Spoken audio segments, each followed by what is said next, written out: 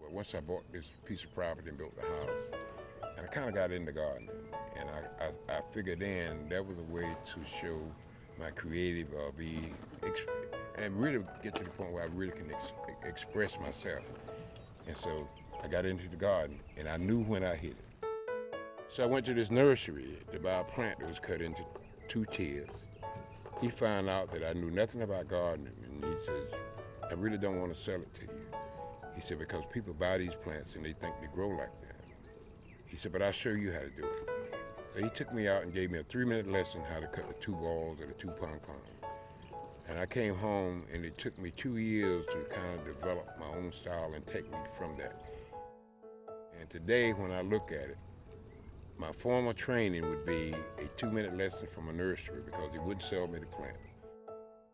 And today, I become known for the lack of knowledge. And because if I'd have had a horticulture background, I would have never done this because I was breaking too many rules, so I didn't know that I was breaking the rules. And so when people finally made me aware that this shouldn't happen, you shouldn't do this, then I realized for one time in my life, ignorance paid off. If you ever visit this garden, there's a message you're gonna get, you will never forget it.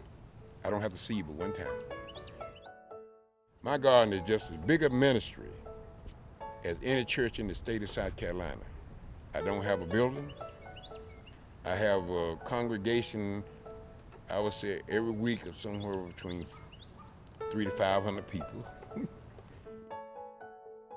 My garden is set up so that when you walk through the garden, you don't walk for so long before you're gonna see love, or I love you, or hate hurts.